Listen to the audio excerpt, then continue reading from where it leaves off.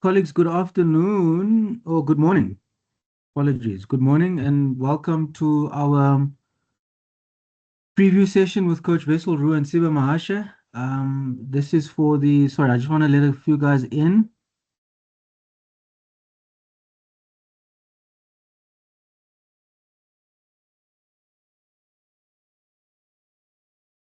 Okay, they're back on. Just check your mic.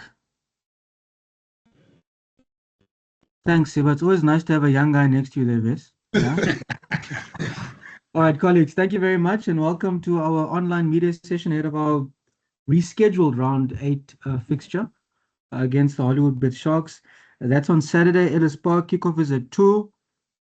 We've got about how many minutes can you spare there, gents? Can we say 10 to 12 minutes? Is that okay? 100%, All right. thank you. Got about 10 to 12 minutes for the session. Just for a bit of order, guys, let's raise hands so this thing can go smoothly. I see Leighton is first off the mark. So Leighton, you've got the first one for the morning. I think I'm unmuted. Can you guys hear me? Now you can. You nearly lost your chance, but you can go. Thanks, Nyaniso. Hello guys. Hope you're well, Wessel, Siba. It's good to see South African rugby faces again. Wessel, if I can start with you, please. Just on the duty of the pack. It was a bit of a overwhelming loss against the Bulls last time out. Just what were the conversations, especially around front? Because against the Stormers here in Cape Town, the pack absolutely fronted up, but then against the Bulls, the tables were a bit turned, and they were the ones making the carrying meters, the scrummaging, and all of that. So, what was the chat over the last 2 weeks? Leighton, yes, I think we had a long chat about. I think just on the day we were outplayed by a physical, real dominant Bulls pack. There were technical issues and there were fundamental issues that we discussed and that we worked on. But I mean, in pro rugby, that sometimes just happen where you're not your best self and the opposition is just really good on the day. And I think that was kind of what happened. We were, like you said, we were good against the Stormers. We were good against Leon, and then we went overseas for 2 weeks. And we've always felt that the packs really did well in the cold and in the wet. So yeah, it was a definitely a disappointing performance. But yeah, like I say, on the day, we were definitely not our best selves, and the Bulls were really exceptional. And then just the last one from me for you, please. The Stormers played the Sharks back to back, but they could not fix their forwards woes, especially at line-out time against the Sharks. Were you guys able to take anything out from those two clashes that you can maybe use to make sure that you don't fall into the trap that the Stormers fell into, especially line-out time? We know how crucial the mauls will be in South African derbies. Yeah, I mean, the Sharks pack are really firing nicely, and they are brave and they are creative. So sometimes it's a difficult combination to stop. Like sometimes they contest, sometimes they stay down. So they're very creative in that sense.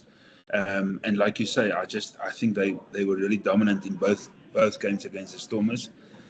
So we've worked through all the games that we could, and I mean it's and again they also had time off and they had time to prepare for new plans. So you can't be too focused on what they did, but I mean you also have to acknowledge certain things that were really creative and that were brave and and they are really a physical pack. So yeah, it's a world-class pack. It's a world-class team, the Sharks. Thank you. Fantastic. Thanks, Leighton. Ati. Thanks, Prasem. Morning, guys. Hope you're well. Coach Wessel, just to follow up on Leighton's question there, in terms of the Sharks, just looking at the last 3 games, sorry about that, the last 3 games they've played since the last time you guys faced off in Durban, what has sort of changed in their game model or their tactical approach, based on your analysis? What has changed since the last time you guys faced off in Durban?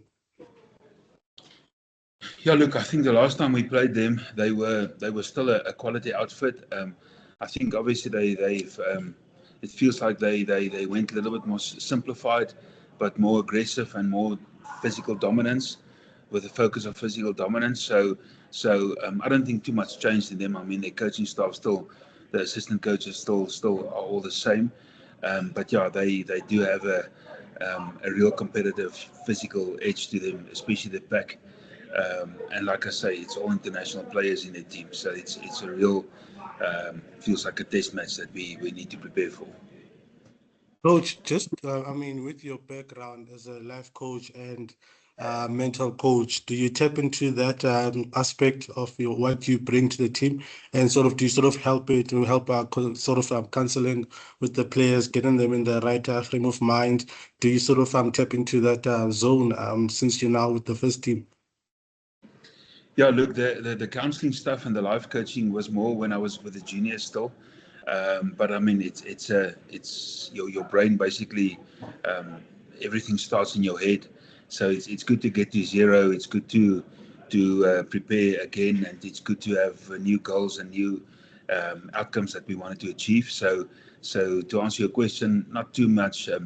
It felt like maybe we need some counselling to get over the Bulls game. But it wasn't that bad. It was just, like I say, fundamental issues, and on the day it wasn't great. But yeah, that's a different part of my life. I think at URC level, there's not too much counselling happening. We just have to man up and front up. Yeah. And then Siba, how's it been? I hope you're good, man. Siba, just I mean, how has the transition been for you to playing franchise rugby right now? Especially on the physical front, how has the body adjusted to that? In your debut, you just announced yourself with a powerful tackle on no border, showing that you've arrived. But then just how has it been, this transition for Wena? Hello, sir. I hope you well. Obviously, there is that jump when you go from junior level to senior rugby, but at least I've had like some sessions to train with the guys and to sort of get used to the physicality was. So in that game, there was a jump, but it's something that I was prepared for. And then in terms of, I mean, you've been in the system for some time, dating back again from the time when you were still in East London till now at the Lions. I mean, how important is it for you, Ngoku, to trust the process of your development, Yako? There's a lot of faith in you. They rate you highly there. How important is it to trust the development process around your career there at the Lions? I mean, it's very important. It's very important. At least I'm around people that can sort of mentor me. I'm around very good players. I'm around powerful loose forward like Ron Finter, Jerry Keynes, Renzo Duplessis. So at least I've got people to look up to that also help me when it comes to training. In terms of looking just at your credentials, you have captaincy, captaincy credentials, and have you found your voice, Lizulako, just within that dressing room, that setup, and how again? I think at the Lions they do believe in you as a future captain, but then Ilizulako, and have you found it in the team setup? Yes, definitely. I mean, we've got set leaders here in the team. They're all set leaders, but everyone is encouraged. The good thing about this is that everyone's their own leader. So you are also encouraged to bring up something when you see something, but at least we have a group of leaders that we look up to. Okay, no, thanks, Prasad. Ati, thank you. Percy, welcome back. It's been a while.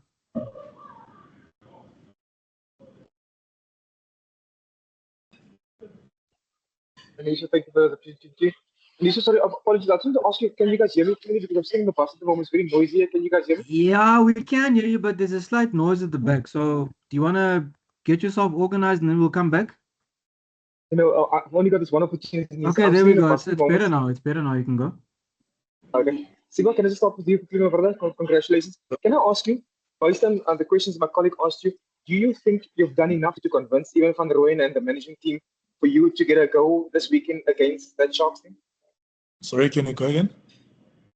I'm just asking, do you think you've done enough to convince Ivan van Rooyen and the coaching team to get a go against the Sharks this weekend?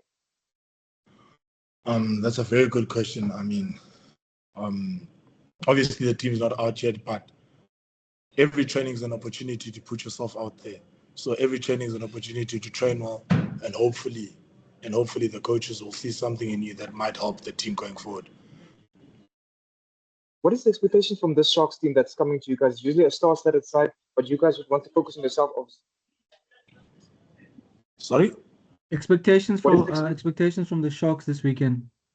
Obviously, we know that the Sharks are a very physical team, so we know that they're going to come with a very strong physical battle, and they've got also a good kicking game. So we've paid respect to that. So we've obviously tried to come up with plans just to sort of nullify that.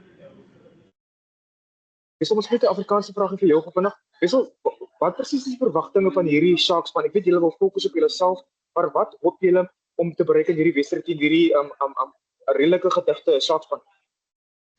Ja, ek dink die Sharks is obviously fisies, ek wil hulle is 'n internasionale span basies daarso. Honderde springbokke in daar. So dit is ja, dis 'n regtig goeie span en uit baie respek vir hulle.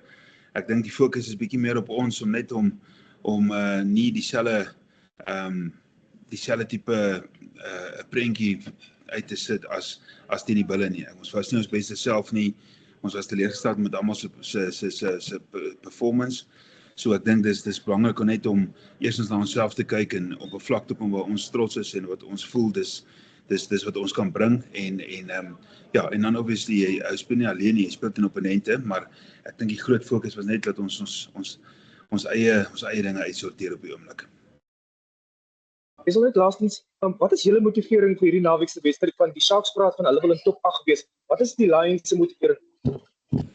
Ja, ons motivering is presies wat ek nou gesê het, ons moet ons beste self weer begin word en respek vir onsself hoe ons kan speel. Ek dink weer 'n keer die Bulle game was glad nie goed genoeg nie en nie op ons standaarde nie. So fokus is ons eie standaarde en ons eie waar ons wil gaan. Almal het langtermyn doelwitte, maar ek dink dit gaan oor die naweek en dit gaan om terug te kom na ek wedstryd wat ons goed genoeg speel om onsself in 'n plek te sit om dalk te kan wen. Thank you so much. Good luck for the weekend. Thanks. Cool, thanks, Percy. Let's go Carl and then followed by Ross.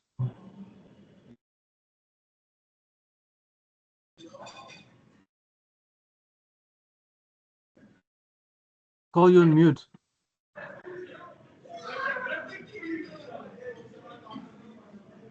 Okay, let's go with Ross. Ross, are you ready? Okay, wait. Okay, I'm gone. Am I ready? There we go, Carl. Yes, you can go. You nearly lost your chance. Let's go. I do apologize, sir. Okay. Coach, you've just been promoted from the junior structures where you guys are quite known for developing young talent and everything. How important is it to get top quality talent or young talent into the system and mold them until now you are sitting on the other side receiving that talent? How important is it to make sure that the pathway is clear and is quick? Because these days, a talented boy doesn't want to play under 19 and under 21 rugby. Hey Carl, yeah, it's crucial to have a development pipeline and to have a development system. The Lions have always been really great at developing players and to obviously to allow them in 2-3 years to play Super Rugby or URC or on a world stage. So it is crucial. It is important. Everybody understands the importance of it. So yeah, and it's also nice to have players graduate through the junior system into the senior system. You said earlier maybe players don't want to play junior rugby. I think it's important to have good communication with them and explain to them that you can't force stuff. Sometimes, especially with forwards and especially with tight forwards, it takes 2-3 years to develop into a competent prop or hooker or lock that can function on a world stage against the Leinsters and the Munsters of the world. So you can't force that process. It takes 3 to 4 years to develop that. Maybe sometimes backs or loosies, they can graduate a little bit earlier. But yeah, crucial for a quality development system, but also crucial to have good conversations so the kids understand, the players understand that you can't want to go too quickly, too early.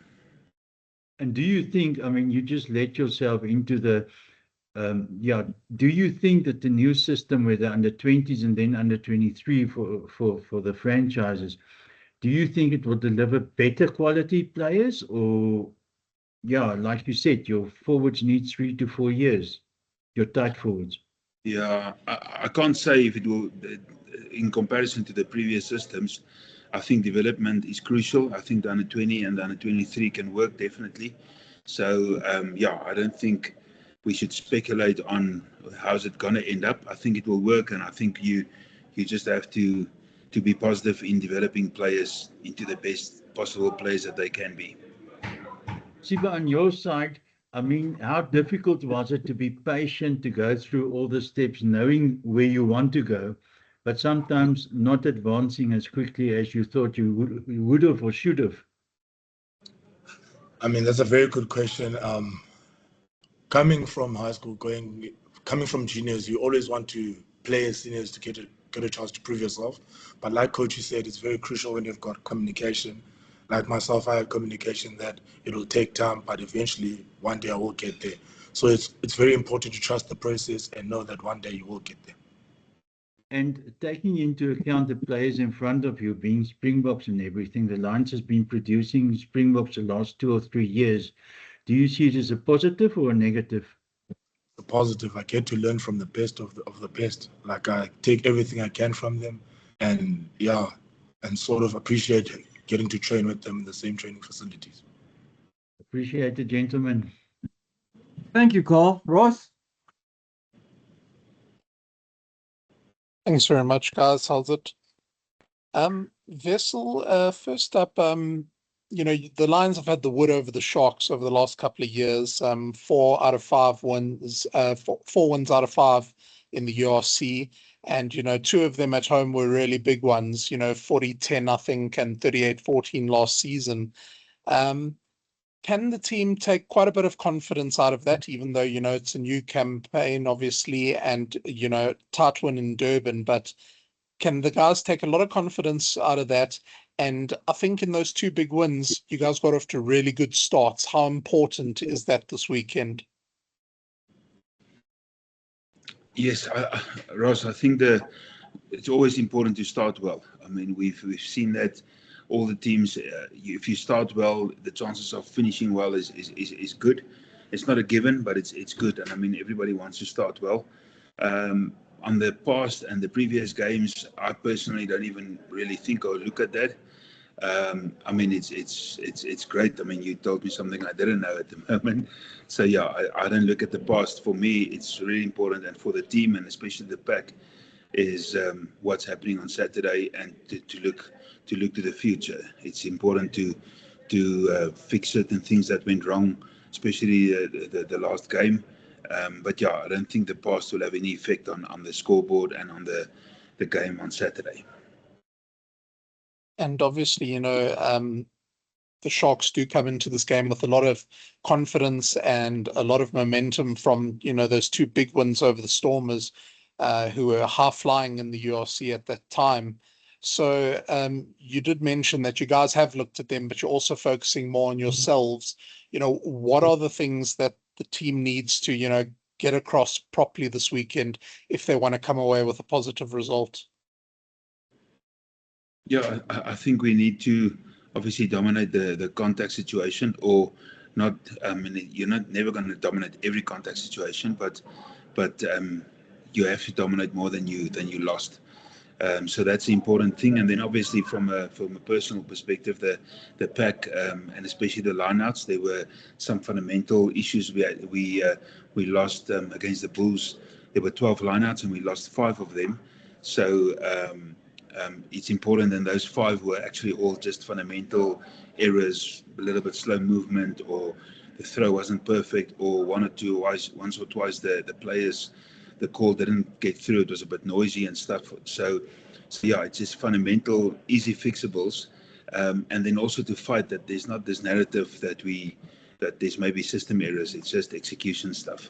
So I think that was fundamentals, set piece. That's going to be the crucial stuff, and then the physical dominance, because the Sharks are really a proper physical side, from the forwards, the backs, everybody. So they go forward most of the time against opposition. And how tricky is this period, in getting the team fired up. You obviously after a poor loss against the Bulls, you guys would have wanted to rectify that as quickly as possible, but you have a couple of weeks off, then you play 2 games now, then another couple of weeks off before you get into a good run again. So how tricky is it sort of keeping the team motivated and sort of getting them prepared for these big games? Yeah, I think in a sense it helps with guys that have niggles or guys that are injured. So you play 2, and then with that rest period, it can become a bit frustrating. But I think there's also time for recovery and for fixing up the injuries and stuff. So I think there's good there's pros in all sides of it. We don't look too much. I mean, we just try to plan proper, and like I say, if there's 1 or 2 niggles, there's time to fix it. So I see it as a positive and not as a negative, really. Thanks very much. And then Siba, just for you, obviously you've only had played twice so far for the senior team, coming off the bench in both those games in the Challenge Cup. So making your URC bow, how excited are you? And, are you quite happy to be coming up against a team like the Sharks, first up in the URC, whereas you've played 2 French sides so far in the Challenge Cup? Firstly, I first have to get selected for that game. But then if I do get a chance to play, then most definitely it'll be very exciting. At home, they'll also be excited about that.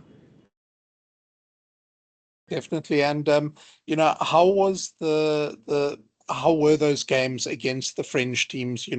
How was that step up to you? What did you feel? And do you believe that, that experience would do well for you if you do get selected for this weekend? Definitely. The games against the French side, they were very good, but what I felt like was quite a jump was the intensity they were at. But other than that, I think it was very good. And obviously, you're in a very stacked department there at the Lions. You've got a young guy like Butter coming through. You got Roux, who's a Springbok, who's already got a Springbok cap. You got guys like JC, who are on the injury list. You got Jared and Renzo. Is that quite exciting? And do you think that's aiding your development in having such a strong department and fighting with those guys for a place? Yeah, like I said, it's very exciting because these players that you just mentioned, they're very good players, and there's a lot that I can learn from them to kind of also develop my game. So being in a team with these guys, it's working very good on my behalf because I get to develop new things to my game as well. Perfect. Thanks very much, guys. Fantastic. Thanks, Ross. I don't see any other hands. I think we can leave it here for now, colleagues. Thank you very much for your time, Coach Wes. Siba, all the best for the weekend, and we'll connect soon. Thanks, Sam. Thanks, guys. Thanks, colleagues. Thank you. Win.